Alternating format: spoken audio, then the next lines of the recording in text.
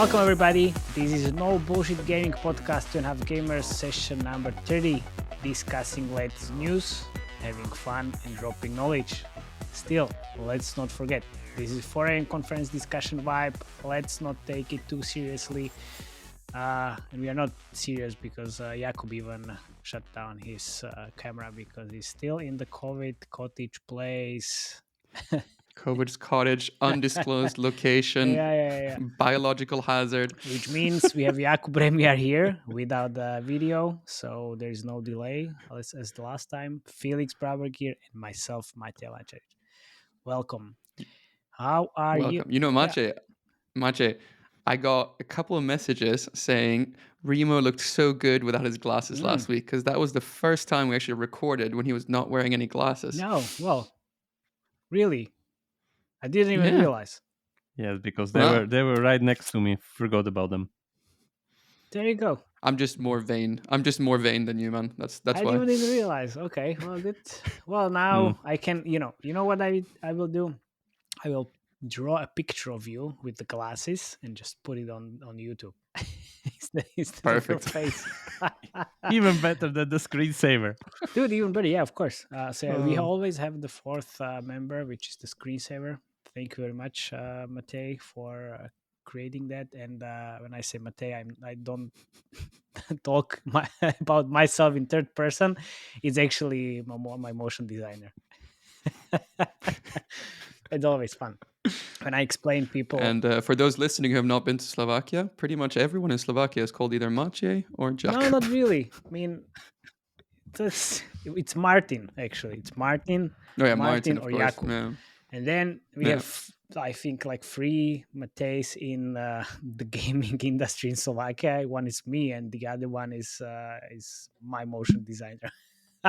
And the other Matej is also motion designer, but and I think a 3D artist as well. But nevertheless, we are here today to talk about what else than Survivor.io global launch case study, because when these two guys went to Gamescom and I stayed home, I wrote a global launch case study for Navik newsletter, and then published it on my website as well. And well, I'm pretty surprised about how great it's been doing. So I figured that we could actually talk about this on the pod from the UA point of view, Admonetisation point of view, and the game design as well, because well, I expect this game to be making like 500k a day on ads, which already Felix told me it's bullshit. Oh man, I've been wanting to say how wrong you are since I read that blog. You're so of wrong. Course. But we'll get there. We'll get there. So let's not talk about any news. It's been an interesting week, obviously, with all the Snapchat layoffs and whatnot. But let's not go there. Let's start with the Survivor.io. But if you want to share how was your week before we do that, please do so. My week was actually pretty busy, to be honest. But busy is good. Busy is good. Week from hell. Let's just get started. Okay. Okay. I think it's great. Started. The COVID cottage is working perfectly, and everything is nice and shiny here. You have like mushrooms growing, and I'm going to probably go mushroom hunting right after the podcast. Really, I hope to hope you can get some fun ones. Yeah. Although I'm not sure if you're going to eat those, but yeah, that's fine. Yeah. It's fine. So also, guys, thank you very much for sending me all the feedback. It's still like pretty positive, and you're also subscribing on the YouTube channel and Spotify and Apple. So please keep doing that. We really appreciate it. All right.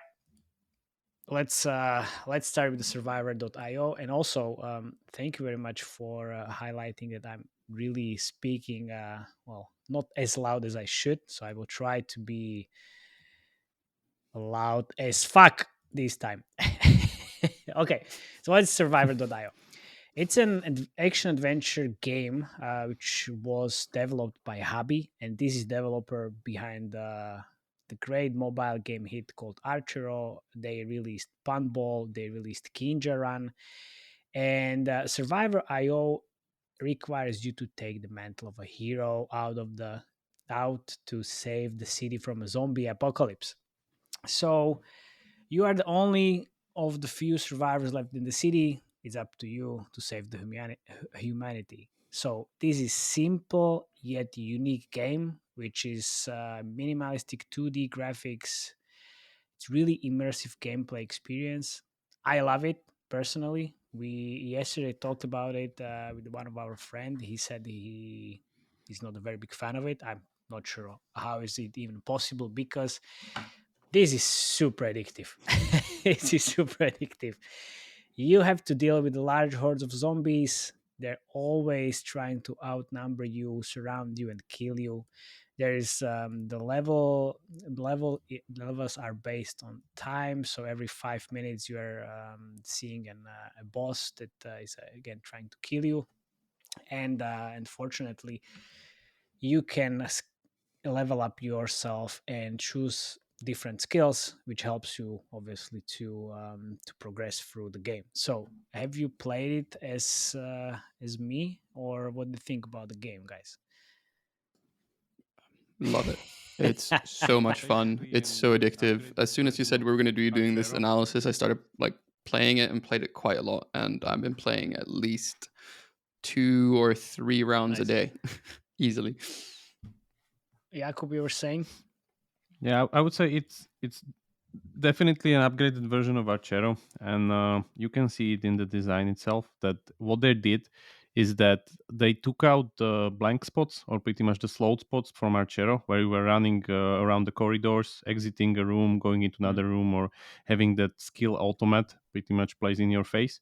So they pretty much cut all of these kind of slow, not that full of action parts, and just slash it into this kind of a much more action packed game where it's pretty much the same, I would say. You don't have corridors, you have this kind of endless space, bosses still spawn, Mm. and monsters are still getting harder and harder as you progress, so that the formula stays the same. Also, this kind of a roguelite automat of you choosing between three skills that you need to kind of start following in some kind of a pattern to build a build as you progress. So that's all pretty much the same, but it's much more faster. And I would say it's showing on the engagement Mm. definitely that we can see even from the data that survivors is making more money on IAPs than Archer was making during the global launch. Yeah, that's an interesting improvement on the things. So yesterday, our friend Neil from mobilegamer.biz took this case study and added some interesting numbers on top of it. And it's he's saying that this game is already making like a million a day. When I was writing this case study, it was like 500K a day, so it's already double. And yeah, I don't even know like how it looks like from the ad perspective, but we'll get there, right? So how and what are they doing on the UA side of things? And from what I checked, this is actually an amazing combination of multiple things. So this is the minimalistic 2D graphics with the immersive gameplay with loads of hordes and zombies. So this, in my opinion, is a great way of seeing the results from the marketability tests, which obviously is the most crucial part, and we talked about it in one of our episodes before. And this allows you to gain like insights to to how well your mobile games creative concepts will perform during the UA. And I've seen and worked with the different games using different types of creatives, and there are always some things that are in common. I mean, in common in terms of the best performance.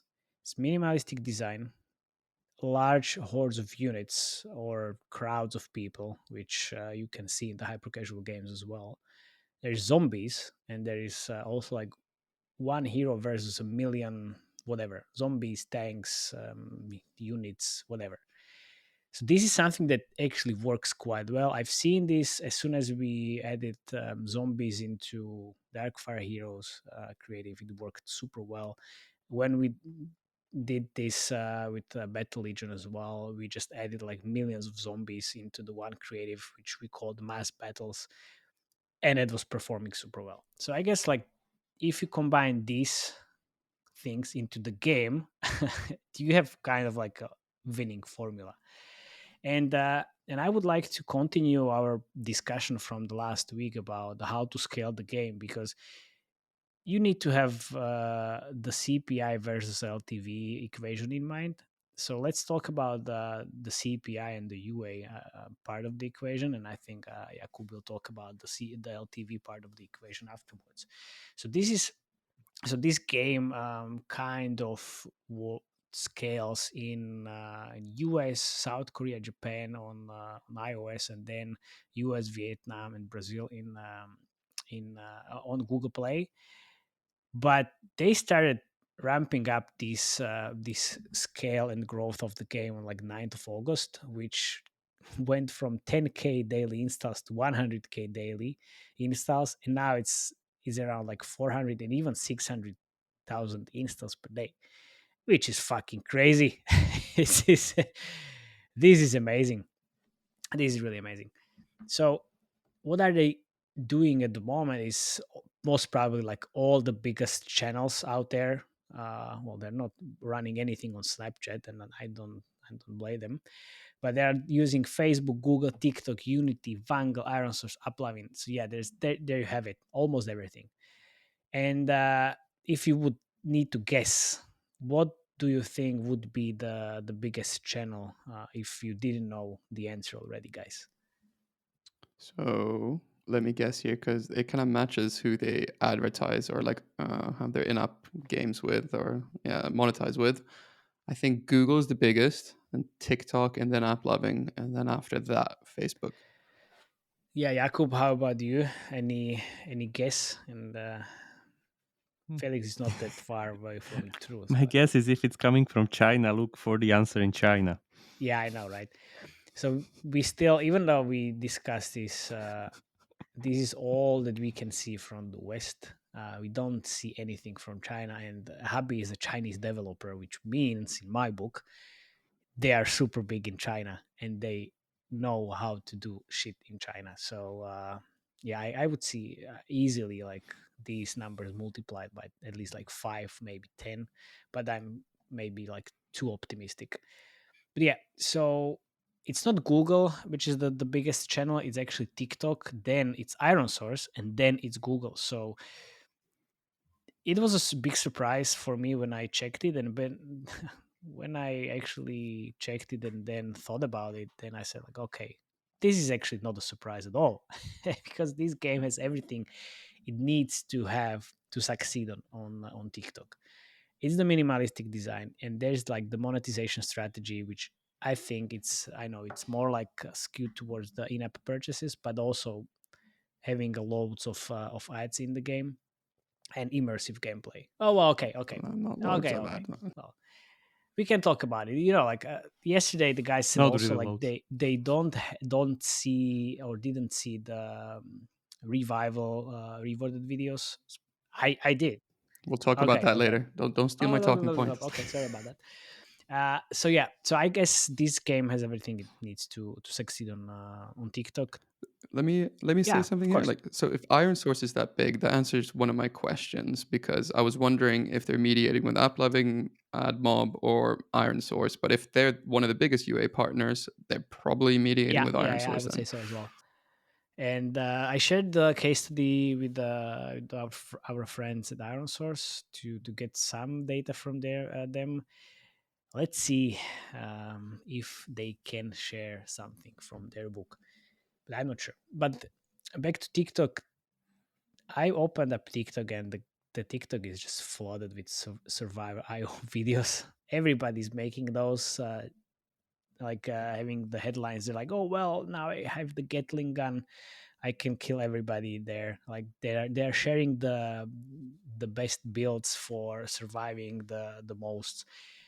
And even if you look at the TikTok creative gallery, out of 10 top performing ads, 3 in the last 7 days when I was writing this, 3 of them was just survivor.io.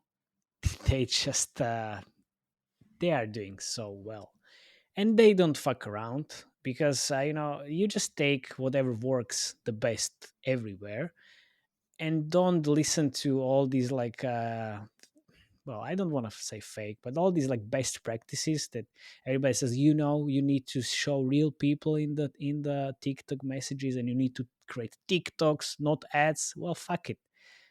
You just see here, it doesn't need any of the real people at all. You just, if you have the winning creative, it's gonna win everywhere, even on TikTok, even on Google, even on Facebook, and all the other UA channels, even ad networks. They just combine the hordes of zombies, and it looks really amazing when you are this like little guy surrounded by millions of zombies and trying to survive. They're using the meme headlines and the hyper casual um, creatives, and that's it. That's super easy. I mean, of course, they're trying to work on the creative side and use all these like um, motivations, like progressions and power and expertise, and they use all of these in the creatives, but they're not listening to any of the fake best practices out there. So there you go. I will pause here so you can also speak about this, and then I'm going to continue because I already spoke a lot. I don't want to be Jakub in the Yeah, I would say one really one really important fact that maybe people are kind of missing is that if you look at the account of Happy, you can see that Survivor IO was first time released on September 3rd, 2020. So it's mm, pretty much been in soft launch for nearly ex, pretty much tomorrow it will be exactly 2 years. So nice. even Kinjaran and Pambol were Mhm. released much later. So my guess is that yeah, the thing that you see the beast pretty much clocking these numbers we are Mhm. talking about is not really something like I remember Matt saying something like, oh, they just copied this game and that other game No, no, no, that no. was done on No. Steam and Look, like they already have the winning formula. look. So there was this discussion on LinkedIn and in the Slack channels that this game is based on Vampire Survivors on Steam, which is super popular. And well, when I looked at the data, it's just not like that popular. And in my book, it's like having 7,000 concurrent players and some 50K whatever streamers on the Twitch. So if I compare that with like any other game, I think that, like, this is super small to have any impact on this. And if you say this game was in the soft launch for 2 years, then well, that's even that's even better. Yeah, the Steam game is released December 2021. They So it doesn't make any sense they to do copied kind of they that copied way. the Survivor IO. So There you go. Who In your cares? Like face. most good, like yeah, probably. In yeah. your face.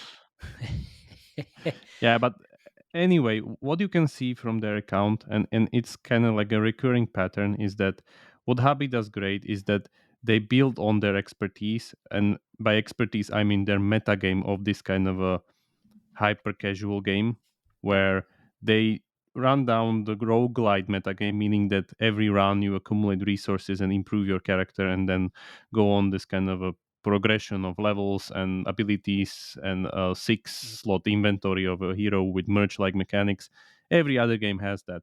So what they're doing, they're just pretty much shifting the core gameplay and fine tuning it to the best. And how I would guess it is that even the whole company operates on the premise that there are kind of multiple teams because you don't really need that big of a team to kind of just iterate the core gameplay Mhm. if you already have the meta game built in.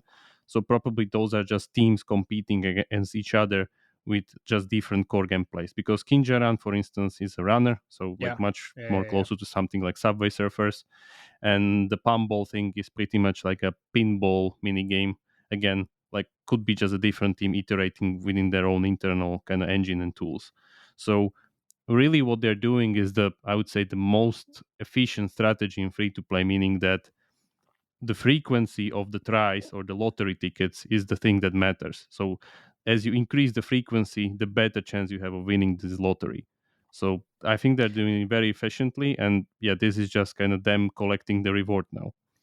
Man, you and your lottery tickets. I'm gonna So, kill myself. how much are they currently spending every day on UA, That's the roughly? thing. Because I have a No question around idea. that. That's the thing. We don't know. I mean, Mm. it can be in hundreds of thousands per day. That's my assumption. So That's my assumption. let's just say hypothetically, like let's say they're, for argument's sake, they're spending 700K a day right now. How does a game like Habby like spend 700K when they get paid net 30 for ads and net 30 for the App Store earnings? It's net Like, 45. Yeah. do they get UA funding, or is it like they have so much No, dude. capital in the game? Like, how does that usually You have work? four games in your portfolio. You're earning the money from, and you have the money from Archero, which is still like making shitloads of money. So you can use those money or that money. So you don't think these guys need any like No, UA funding or anything like no. that? No, no. Also, and I don't think so. look, so they're a Chinese company. Do you think Chinese companies take funding from any Western funding companies? I don't think so. No. No. Yeah, there you go. So they're using their own money, and this seems like the payback period is short, really, really short, because the the hockey stick we can see in terms of the revenues. It's just like even if it's better than Archero, I still remember these rumors that Archero had like 80% day one retention, whatever, and like really really low CPIs, which makes sense because it was a very like new game basically, and this is very similar. So I guess the CPI is super low. In that case, the LTV, if they're making million a day and spending, even if they're spending 700,000, they're getting the money back very quickly. And I know in terms of the cash flow, it's not landing on their account, but they have the money. That's my assumption. That's my assumption, of course. Fair. Yeah.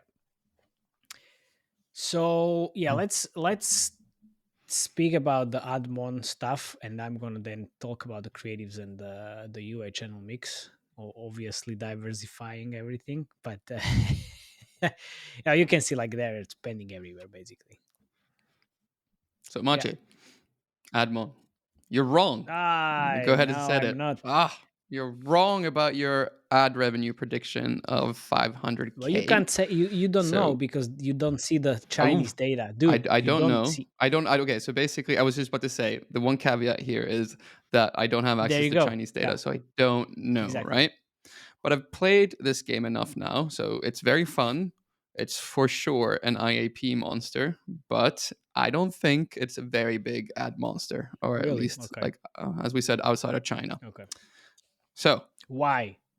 You go. You go. I only think the ad revenue is about 12% of the revenue when it was on 500K a day.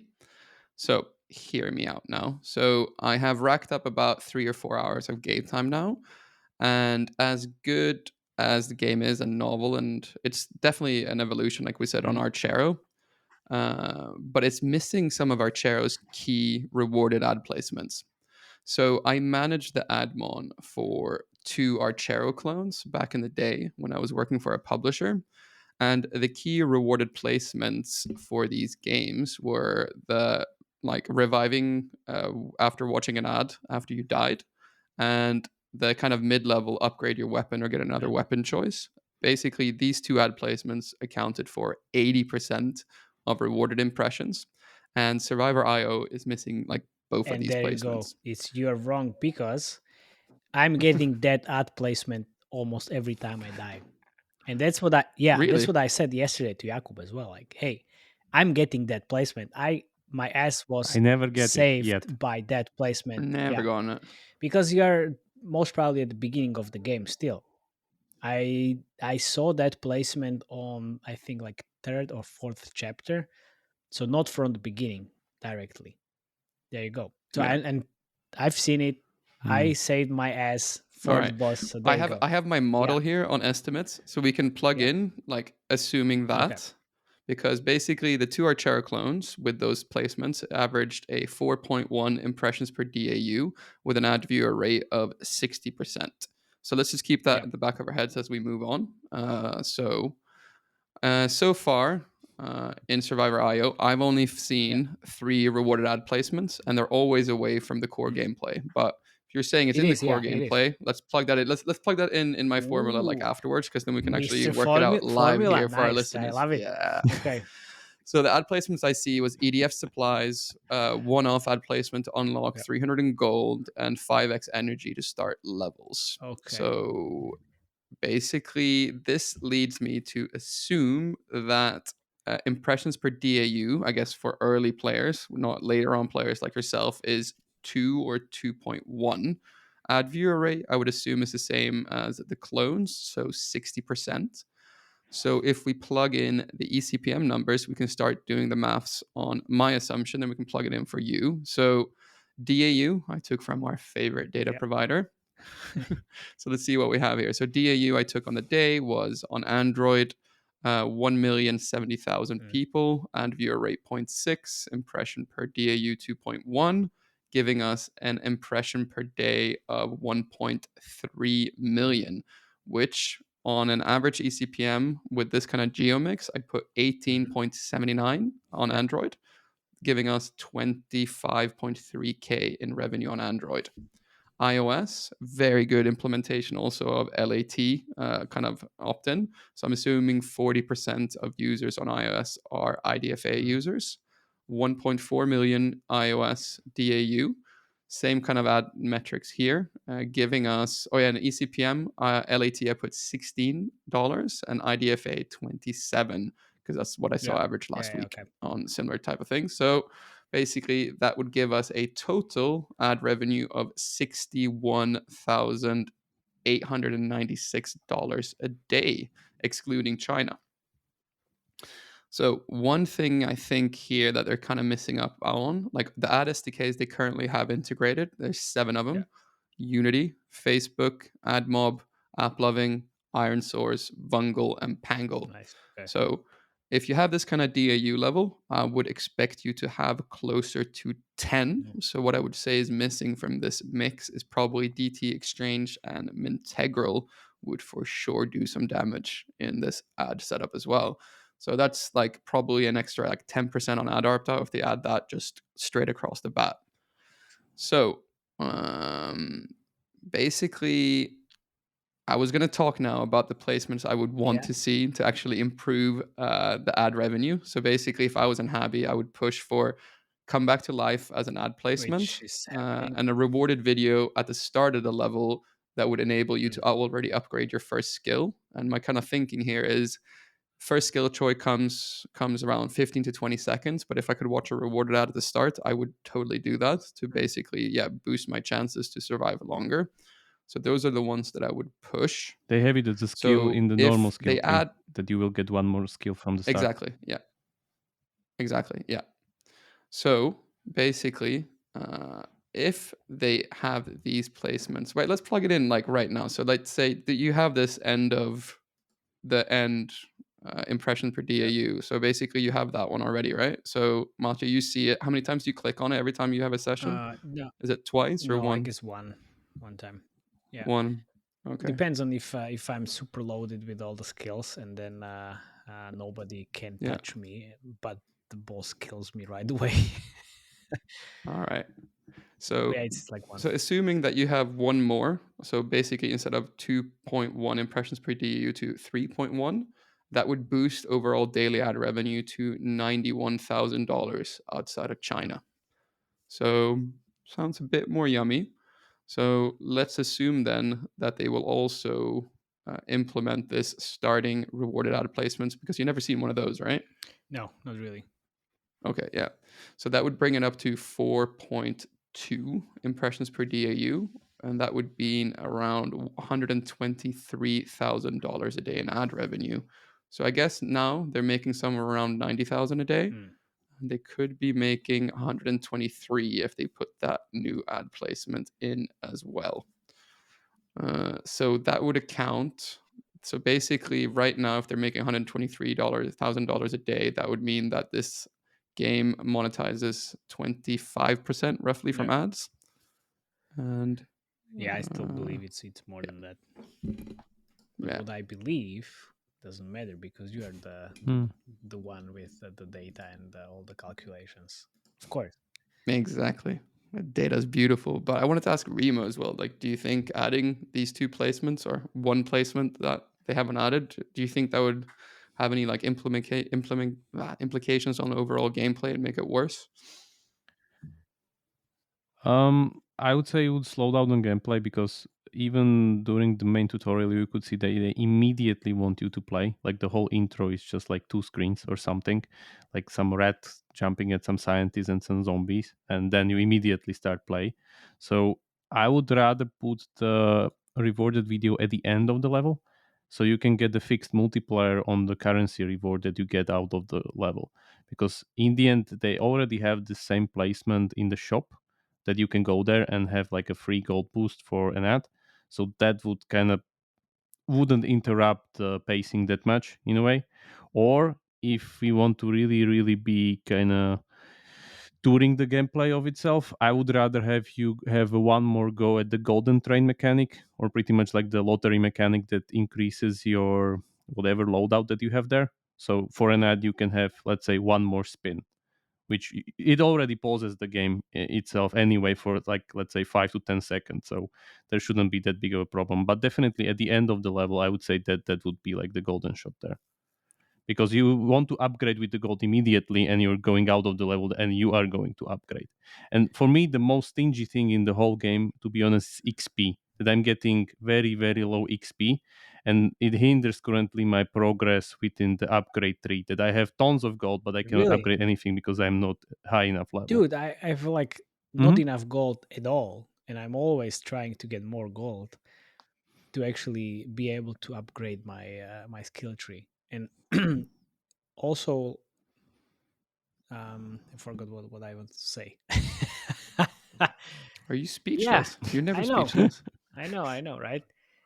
No, yeah, I wanted to say that there is at least for me, and it seems to me they're A/B testing a lot on the ad placements because you are saying you are not getting those ad plays. I'm getting those, and I'm just far from you guys in terms of the gameplay because I played it for longer time than you are.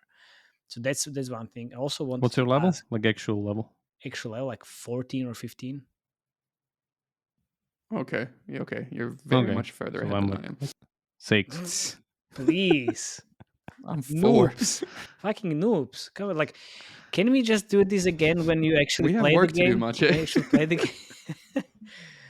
Oh, dude, I play I played it for a lot because I saw those ads on TikTok because, well, we are on TikTok as well, 2.5 gamers, and we have the TikTok account now, and they're actually targeting me. And I also saw those ads on Facebook and then on Instagram as well, and then in other games, which brings me back to like what kind of UA channels they're using, which is TikTok, Iron Source, which was a surprise. But then when I thought about it, it's not a big surprise because Iron Source inventory has a lot of hyper casual games, and these games tries to look as hyper casual. So you know, it's really Also, they're probably mediating with Iron exactly, Source so they can yeah. utilize the data. Like that probably makes me, yeah, they must be Oh on yeah, Iron Source definitely. then. Otherwise, that would be Yeah, Upload, who yeah, would that's be what I would one say of the biggest exactly. ones. Yeah.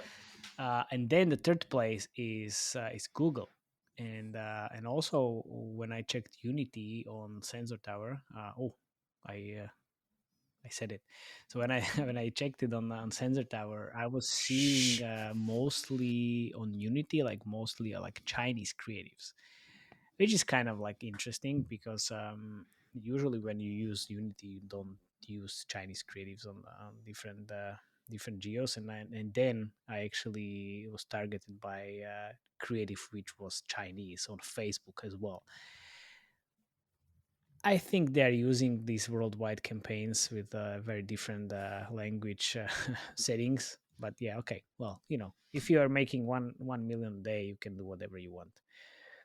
But what I wanted to say, like, this is like this game using all these channels it's really amazing to see like how the UA landscape changed over the past couple of months and year.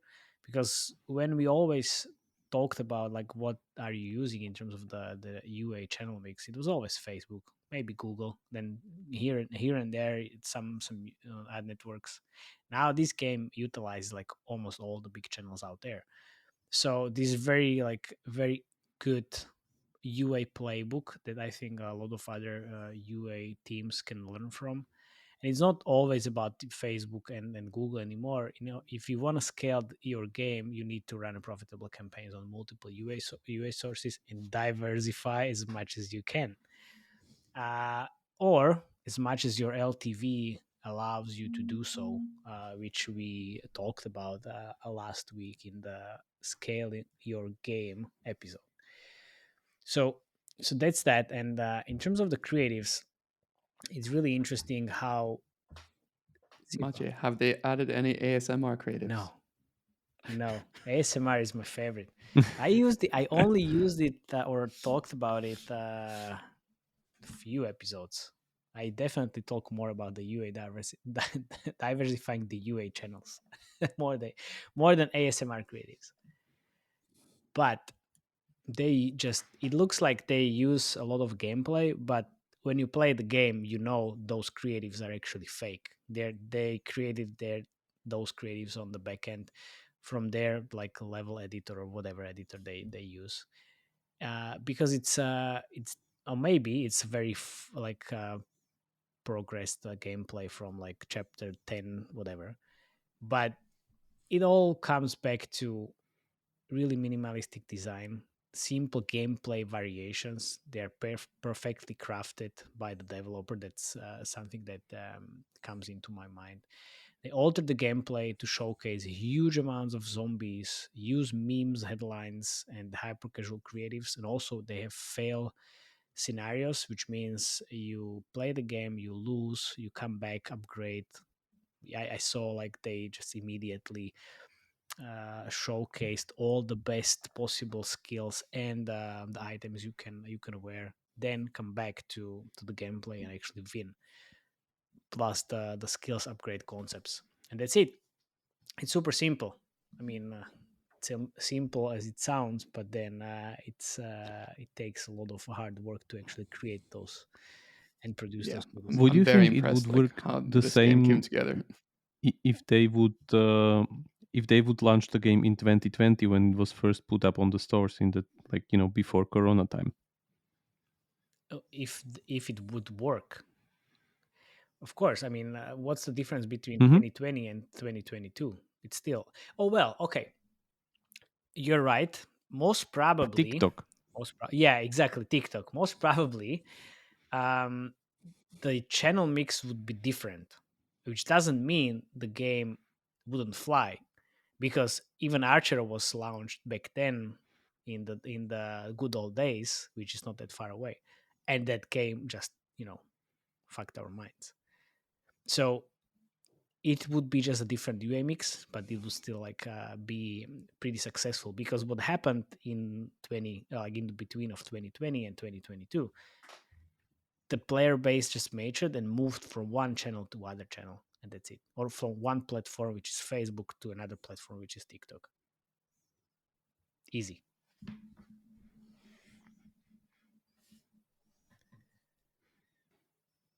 I think we summed it up there. Ah, did we? Well, so what do you think, where this could end or where this could peak, this game? Like what kind of like daily revenue you think they will get? Ad placements once they finish this A/B testing, because now with that information that we're seeing different ad placements, they're definitely testing it out, meaning that they probably will end up somewhere around 4.2 to 5 impressions per DAU on a rewarded on non-payers. So that probably will mean around 150 to 200k a day in ad revenue on this game if they maintain this DAU, which probably will Yeah. increase as well. So I wouldn't be surprised if this could be one of these ones at its peak, making $250,000 a day in ad revenue. Now, IAP revenue, that's a bit out of my depth, so I'll pass the ball on to you guys for that one. What do you think, Jakub? Is Mm. this like two, I'm three, also kind five of million very game? curious where this will Hmm. head regarding the design, because if you remember the original Archero, Yeah. what they did there is they at some point started to add another hero, or let's say multitudes of heroes. But this is like one of the problems of their whole model that roguelite has, that you can only use one hero at a time, and that hero has 6 slots, which Hmm. means your whole kind of a deck loadout is confined to that 6 slot inventory. So you can still add slot to that inventory, and I think they even added that the pets in Hmm. Archero, don't know if they were there from the start or not, but they kind of started to increase the inventory slots. But in the end, then you were supposed to kind of have different heroes. So this game will probably suffer from the same problem, that your inventory is pretty much your LTV, and Hmm. if you kind of want to upgrade something else on top of it, you need to either switch a hero or some kind of different thing. But I would be really curious if they would have some kind of a really proper PvP based on the IO mechanic. If you would be able to actually play the IO arena PvP with your kind of survivor character, that would be really interesting. Hmm. Okay. So how much do you think that could actually increase the LTV? I think it could increase a lot. Like, just remember the good old times of the games like whole IO or all these Yeah, yeah. other kind of Agario and pretty much the hyper casual craze that was all based on this kind of a PvP, even though half of it or Yeah, it pretty much was most of it were faked. bots. Yeah. But it was really engaging back then. So Correct. I still think it could kind of give them a lot, like LTV increase. But Hmm. yeah, let's see. Because my guess is that it won't fly this way, and they will probably do the same thing as with Archero. That they don't want to increase the depth of the mechanics, rather than just itemization will take on more and more power as you grind through the levels, and they pretty much need to throw stronger enemies at you. Mm, okay. Well, I'm pretty optimistic. I would say they can end up on like 2 or 3 million a day. Um, Not sure what the China revenue will be, but let's say, yeah, let's say you're muted, Felix. But let's say it's gonna be like anything between 2 to 5 mil a day, and that's super optimistic. If we are seeing like now like 1 million uh 1 million a day. With China numbers, I don't know, but I'm still kind of skeptical if it can get higher than Archero, because it's already higher than Archero. Like, I've seen like 800K a day Mhm. or something just in IAPs. So my guess is, if accounting ad revenue, it's like maybe they can go even to 1.5 altogether. Mhm. But I wouldn't think so. It can go that much higher, because Okay. the download seems to stabilize a little bit. So if there's not some kind of viral sensation or some kind of Mhm. external factor Yeah. hitting, I guess they're gonna hit the peak. And then if you look at the Archero profile, it's pretty much just downhill from this point on. Not that like the downhill is bad, like they're still Yeah. making millions a month, of course, Yeah. but it's not going to go up anymore. Okay. All right. Then I think with that in mind, thank you very much for listening. We are definitely looking forward to hear from you in terms of feedback, and see you next time. Bye bye. So yeah,